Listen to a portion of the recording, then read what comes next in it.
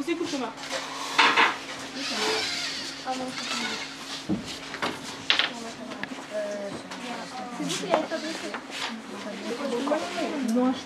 On l'a monté, on l'a pas fabriqué. Non, acheté, mais après. Ah, j'ai compris.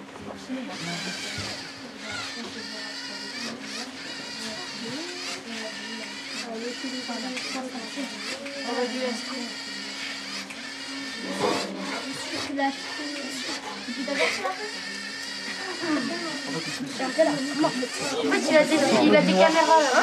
En fait, dès qu'il voit du noir, il s'arrête. Non, la vitamine.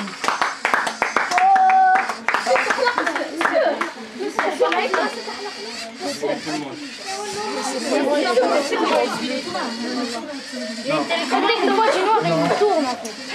Il y a des caméras là, mais c'est difficile. Il utilise des capteurs de couleur. En fait, dès qu'il voit le noir, dès qu'un capteur voit le noir, il ordonne la roue de tourner. Mais c'est qui fait qu'est-ce qu'il commande? C'est les capteurs de couleur, il est programmé. Parce qu'en fait, le programme consiste des capteurs de couleur noir et blanc. Et des capteurs de couleur noir et noir, le robot se déplace dans une des positions. Donc le capteur d'ultrason, il détecte l'obstacle pour poser la carte. Et voilà. Donc là on retrouve encore 4 capteurs, dont le capteur tactile qui réagit au contact, le capteur sonore qui mesure l'intensité du son en décibels, le capteur gyroscopique qui permet au robot de connaître sa position par rapport au sol, et un autre capteur tactile. Ils sont tous sur le robot? Non, ils ne sont pas sur le robot, parce qu'on n'a pas trouvé l'utilité dans le programme. Donc la présentation.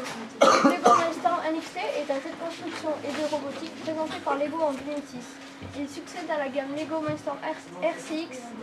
En 2010, Mindstorm NXT est à sa version 2.0 et en 2013, Lego Mindstorm présente le nouveau robot Lego Mindstorm EV3.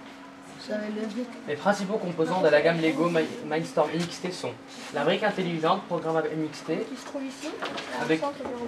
avec un port d'entrée et 7 ports de sortie. Ce sont les 7 ports de sortie qu'on a ici, ce sont eux qui permettent de se relier au capteur et qui font fonctionner. Ici nous avons le port d'entrée qui permet de relier la brique à l'ordinateur pour que vous puissiez programmer. Nous avons les connexions Bluetooth qui permettent d'envoyer les programmes au robot sans fil, de le télécommander et qui permet à deux robots de se parler entre guillemets et d'échanger des programmes sans fil de connexion. Nous avons 3 servomoteurs intacts. Je trouve ici, un au milieu et un sur l'autre côté. Nous avons plusieurs dizaines de modèles de capteurs, on vous a montré quelques-uns mais il en existe vraiment beaucoup. Nous avons le NXTG, c'est le logiciel de programmation graphique qu'on a là. C'est dans un CD, on l'installe sur l'ordinateur. Nous avons de très nombreux accessoires supplémentaires qui ne sont pas fournis avec la boîte principale, comme une clé Bluetooth USB, une batterie rechargeable, des moyens de communication électrique, des panneaux solaires, etc. Et un circuit pour apprendre à programmer un robot et qui suit une ligne. On a le même genre que celui-là. Donc quelques capteurs. Donc le capteur tactile qu'on a vu, le capteur photosensible qui mesure l'intensité de la lumière captée, le capteur de son ici on l'a vu. Donc le capteur à ultrasons qui permet de détecter les obstacles et d'en mesurer les distances. Donc la boussole qui permet de connaître la position du nord par rapport au robot. Les capteurs de couleurs qui se trouvent sur les deux côtés qui distinguent différentes couleurs fixes avec le logiciel de programmation fourni par Lego.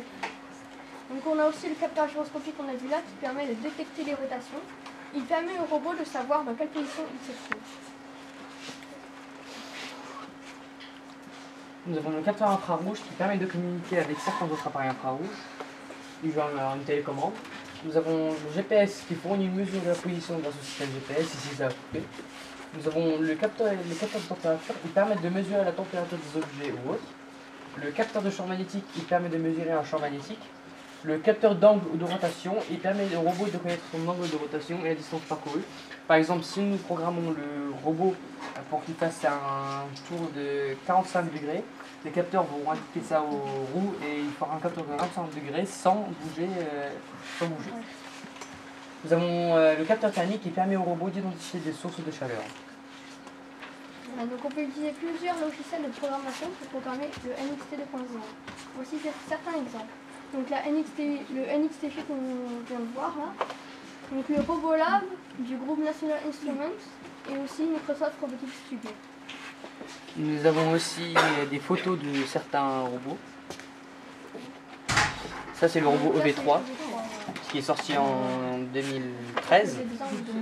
Là on peut faire une guitare électrique, un robot, etc. Nous avons encore des autres exemples du EV3. Nous avons le NXT, on peut le programmer, c'est justement le nôtre. On peut le programmer par exemple en chien, en sorte de trottinette, un scorpion, etc.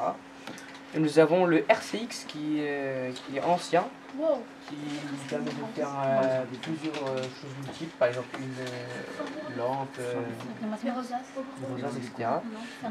Et ici nous avons les 3 briques intelligentes des 3 différents robots. Nous avons la brique RCX, c'est la jaune. Nous avons la brique NXT qui est au milieu, qui est celle-là. Et nous avons la brique EV3 du dernier robot qui est sorti en 2013. Merci.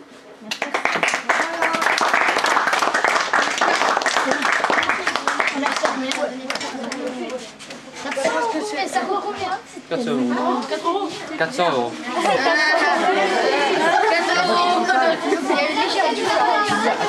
Comment tu l'as acheté? Alors, je vais ramener le dictionnaire de Sarah et je vais faire le dictionnaire. Alors,